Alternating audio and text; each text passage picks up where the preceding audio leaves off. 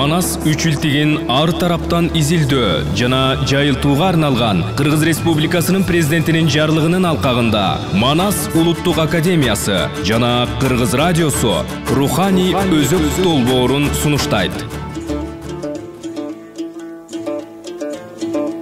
Бул долбоор кыргыз элинин кенже эпосторун жана элдик поэмаларын кеңири жайылтуу, улуттук маданиятка көңүл буруу максатында радио берүүлөрдүн сериясын даярдайт.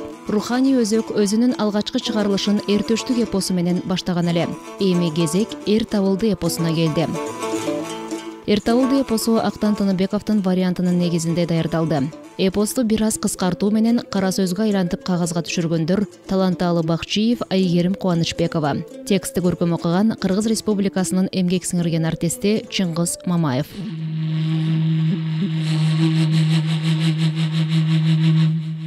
Мурунку өткөн заманда Катаган деген эли бар. Кара Тоо деген жери бар, миң үйлүү Катаганды бийлеп, Атбашын арынды жердеп, Омоқан деген өтүптүр. Омоқандын Ормонқан, Эрменқан деген эки уулу болгон экен. Экөө тең баатыр чыгып, Катаган элин кайтарып, калмактын мизин майтарып, эрдик менен эл багып, катылгандын катыгын берип турушчу экен. Ормонқан баласы жок жүрүп өтүп кетиптир. Ал эми Эрменқан калмак кызын алып, Кудайназар аттуу уулду болот. Андан Алтыбай, Кенжебай, Олжобай, Аргынбай, Чаргынбай деген 7 уул төрөлөт. Кудайназар чоңоюп бой тарткан деле куулук шумдугу байкала баштаган эле. Балдар дагы өзү менен тең өсүп, Кудайназар өзүн өзү бийлеп, өз алдынча сүйлөп, бөлөк айыл болуп, бүтүн сууга конуп, Эрменкандан эл талашып, эрегишип басташып, кармашат.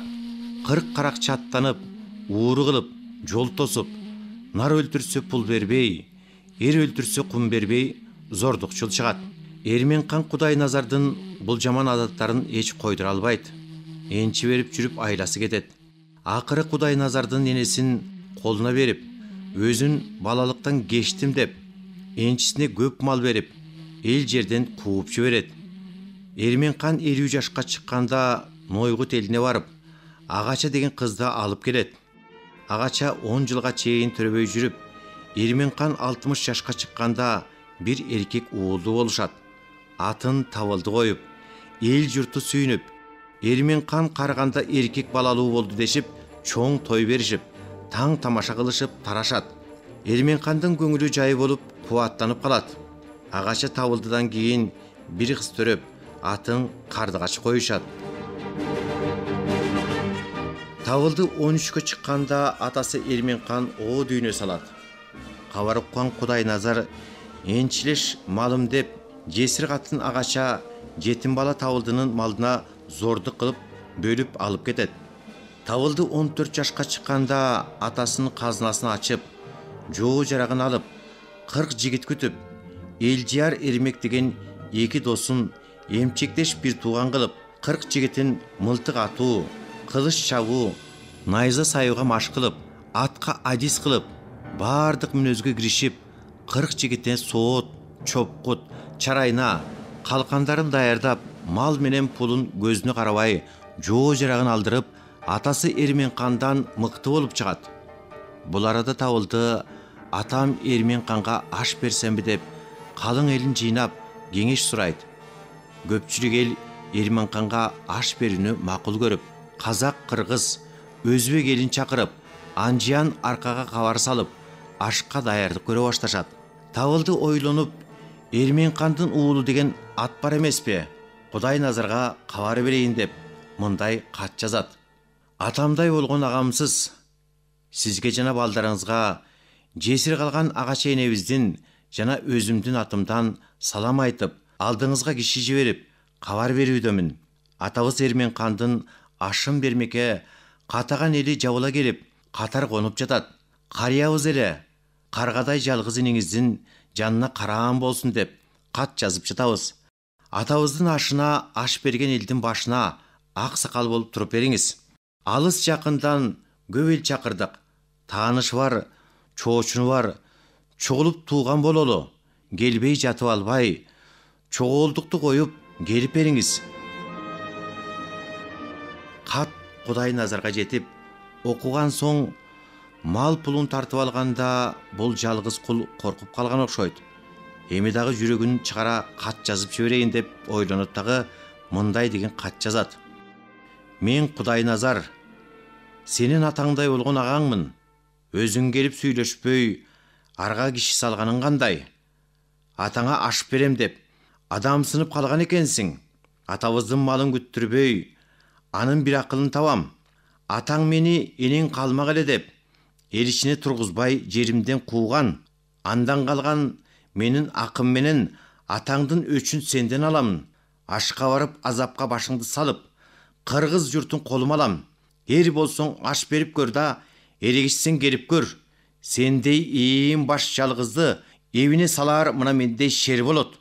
Колдугуңду билгизип, куур тонуңду кийгизем дагы, кунан чабыш кылып, баш байгесине сени, аякы атка, токол энең агачыны саям.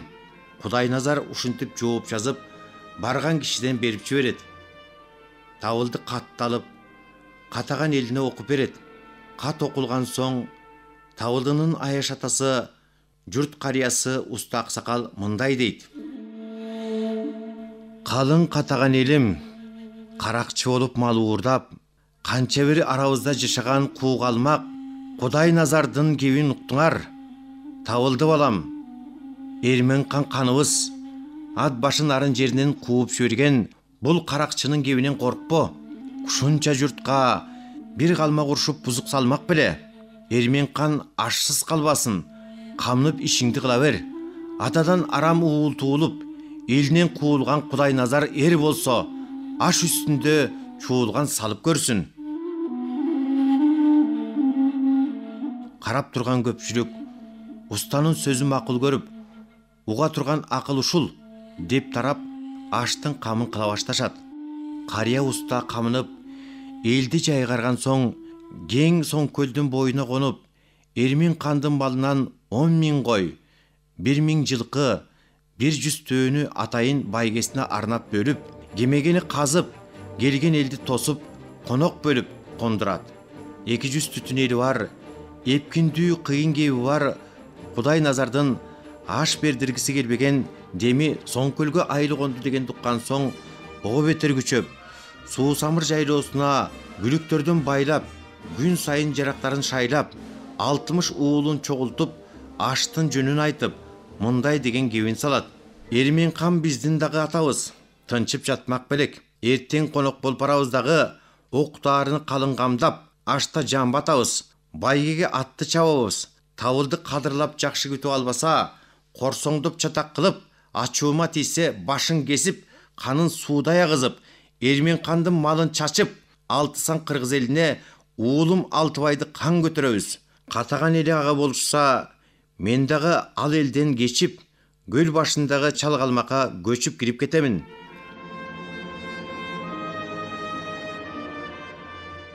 Алтымыш уулун аштасынын көрүү үчүн Чүй боору, Чүй өзөндөгү сокур кара сынчыны алдырууга киши чаптыртат.